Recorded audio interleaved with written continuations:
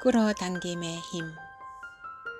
RF 호퉁경은 기도와 놀라운 응답, 즉 끌어당김에 관한 짧은 일화를 소개해 준 적이 있다. 그가 여러 명의 관광객과 노르웨이에 갔을 때였다. 자연 그대로 보존된 습지를 돌아다니던 중에 한 여성이 신발 위에 덧싣는 고무장화 한 짝을 잃어버렸다. 그 야생 지역을 고무장화 없이 돌아다니기는 불가능했는데 설상가상으로 여행의 마지막 목적지인 베르겐까지 가지 않고는 장화 한 짝을 새로 살 수 없는 상황이었다. 따라서 그 장화를 찾지 못하면 중도의 여행을 포기해야 했다. 모든 일행은 잃어버린 장화를 찾기 위해 부지런히 돌아다녔다. 그들은 자신들이 돌아다녔던 습지와 산기슭을 계속해서 뒤지고 다녔다. 그리고 결국 장화 찾는 일을 포기하고 호텔로 돌아갔다. 하지만 그날 오후 호튼 박사에겐 다음과 같은 생각이 떠올랐다. 그 장화를 찾게 해달라고 기도를 하면 어떨까? 그래서 그는 곧바로 기도를 했다. 그리고 그들은 그날 아침 도착했던 피오르드에 다시 찾아갔다. 줄기차게 기도를 올린 배에서 내리자마자 곧장 그 장화를 향해 걸어갔다. 신기하게도 장화는 그가 몇 번이고 지나간 게 확실했던 자리에 있었다. 내게도 비슷한 경험이 있다. 친구 3명과 함께 시내에서 조금 떨어진 곳에서 모래가 섞인 도로를 따라 자전거를 타고 있었다. 2명씩 짝을 지어 자전거를 타던 중에 나와 친구 1명보다 약간 앞서서 2인승 자전거를 밟던 다른 2 친구가 비탈길을 내려가고 있었다. 그런데 바로 그때 앞선 친구들 자전거 리벳이 튕겨져 나가면서 체인이 떨어졌다. 자전거는 언덕을 따라 400m를 굴러가다가 오르막에서 속도가 줄어들었다. 덕분에 친구들은 부상 없이 자전거에서 내려올 수 있었다. 우리 둘은 그 친구들이 가던 길을 따라갔기 때문에 그들의 자전거가 왜 서게 됐는지 원인을 알 수 있었다. 물론 다들 곧바로 이렇게 생각했다. 이 잿빛 먼지 속에서 그 작은 회색 리벳을 찾을 수 있겠어? 아마도 다른 자전거들이 리벳 위를 지나갔겠지. 이런, 여기서 집까지는 5km나 되는데, 하지만 우리는 모두 오던 길을 되짚으며 부지런히 리벳을 찾았다. 그때 마음속에 신에게 도움을 청하지 않았다는 사실이 떠올랐다. 나는 곧바로 혼잣말을 했다. 신이시여, 당신은 리벳이 어디에 있는지 아시잖아요. 제발 제게 알려주세요. 나는 그 신이 모든 창조의 법칙인 사랑의 법칙이나 끌어당김의 법칙이라고 생각했다. 그리고 그 즉시 우리의 눈이 끌어당겨지길 원하고 있다면 그 작은 리벳의 눈이 관심을 끌어당길 거라는 생각이 들었고, 리벳, 내 눈을 고정시켜라는 말이 마음속에 떠올랐다. 그때 나는 다른 사람들보다 뒤처져 있었다. 나는 눈을 부릅뜨고 천천히 차분한 마음으로 그 말을 마음속으로 계속해서 되뇌며 걸었다. 그러자 그 리벳이 내 눈을 고정시켰다. 시력이 별로라고 생각하던 내가 리벳을 찾은 것이었다. 나는 우주와 신의 도움을 의지했기 때문에 그런 결과가 발생했음을 안다. 우리 중 어느 누구도 의식적으로 알지 못했지만 우리가 살아가고 움직이고 존재하는 공간인 우주의 마음에 분명히 자리 잡은 그 지식을 얻기 위해 끌어당김의 법칙에 의지했던 것이다. 일전에 나는 인간의 다급한 상황은 바로 신의 기회임을 보여주는 경험을 했다. 여러 해 동안 나는 맞는 기성복을 찾을 수가 없다고 입버릇처럼 말해왔다. 입는 옷마다 허리가 너무 짧거나 앞이 너무 좁고 소매가 너무 꽉 끼었다. 하지만 해마다 내게 맞는 옷을 찾으려고 시도하였다. 다들 알다시피 모든 것이 옷과 재단사까지도 발전하고 있기 때문이다. 하얀색 블라우스를 사고 싶었던 나는 기성복을 찾을 수 있을지 궁금해했다. 스프링필드에서 가장 큰 옷 가게를 가봤지만 아무런 소득이 없었다. 그러던 어느 날 홀리요크에서 가장 좋은 옷 가게를 가봐야겠다는 충동을 느꼈다. 실제로 괜찮은 옷을 한두 벌 찾았지만 딱 내 마음에 드는 것은 없었다. 그래서 나는 포기했다. 그런데 그때 원하는 옷이 정말 없을 것 같은 상점인데도 들어가 보고 싶은 마음이 생겼다. 들어가 봤자 아무 소용이 없을 거야. 어차피 늦기도 했고 라며 나는 그 상점을 지나갈 뻔했다. 하지만 이상하게도 초자연적 존재가 내게 재촉한다는 느낌이 들면서 믿져야 본전이라는 심정으로 들어가 보자고 생각했다. 그게 신인지 한번 보자. 난 그렇다고 믿으니까. 난 혼잣말을 했다.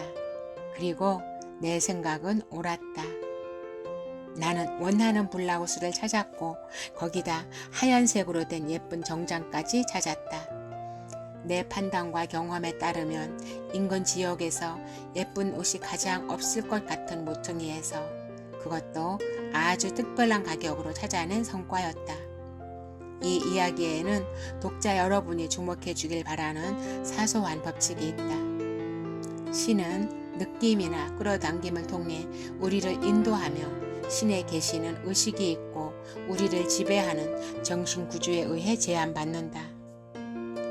왜 처음에 우주와 신은 그 블라우스가 봄부터 나를 기다리던 가게에 가보라고 알려주지 않았을까? 나도 그 옷을 봄부터 원했는데 말이다.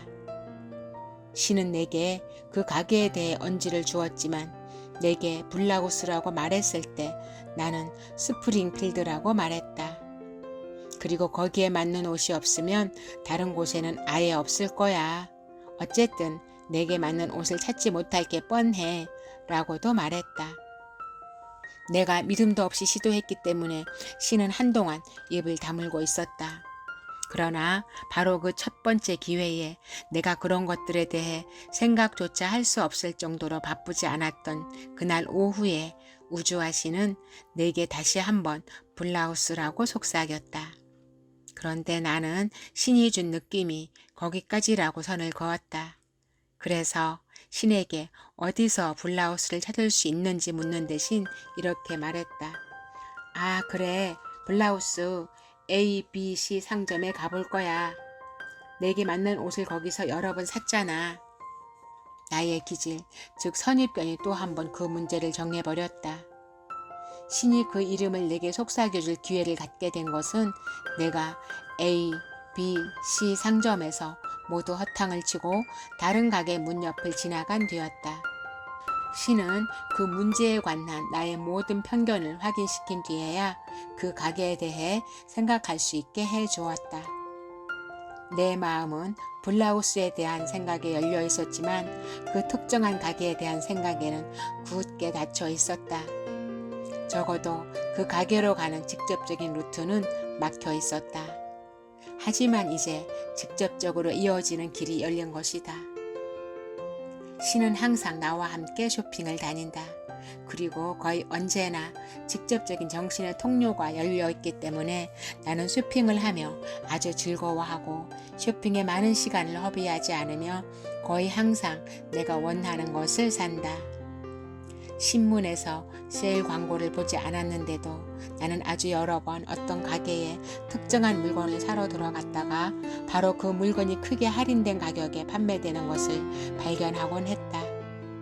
이러한 에피소드가 신에 대해 관심을 갖기에는 너무 사소하다고 생각하는가? 나는 그렇게 생각하지 않는다. 신은 늘 현명하고 늘 유능하고 항상 어디에나 존재한다.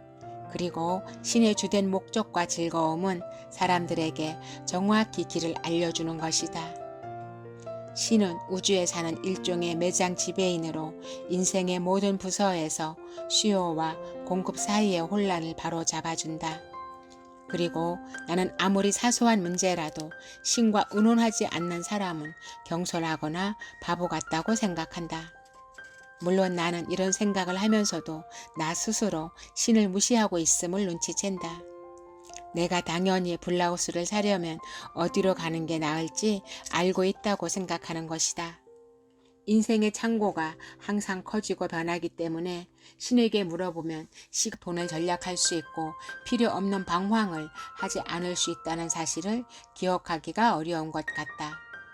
우리를 이끄는 우주와 신의 생각이 완전히 틀리고 우리의 기도나 바람, 소망이 아무런 응답도 듣지 못하는 듯 보일 때 우리의 모든 사소한 경험들을 푸는 열쇠가 바로 여기에 있다. 신은 결코 우리를 실망시키지 않는다. 신을 따라다니다 진저리를 내는 쪽은 바로 우리다. 신이야말로 우리 자신의 정신 경로를 지나 바라는 목표까지 우리를 안내해주는 존재다.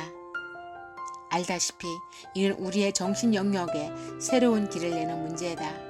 새로운 길이 나면 신이 그런 우회로로 우리를 데리고 다닐 필요는 없어질 것이다. 이는 우리가 우회로를 돌아다닐 필요가 없도록 자신의 불안정한 편견을 없애는 문제다. 그리고 여기서도 우주와 신은 우리를 다시 돕는다. 신은 신비한 방법으로 기적을 일으킨다. 우리가 똑바로 된 길을 안내받을 때까지 신은 우리에게 신비롭게 보인다. 그런데 그것이 너무나도 단순하고 편안하기 때문에 사람들은 신이 그렇게까지 친절하게 대해준다는 사실을 믿지 못한다. 하지만 신은 그러하다. 우리가 믿기만 한다면 우주와 신의 관심을 얻기에 너무 사소하거나 거창한 일은 없다.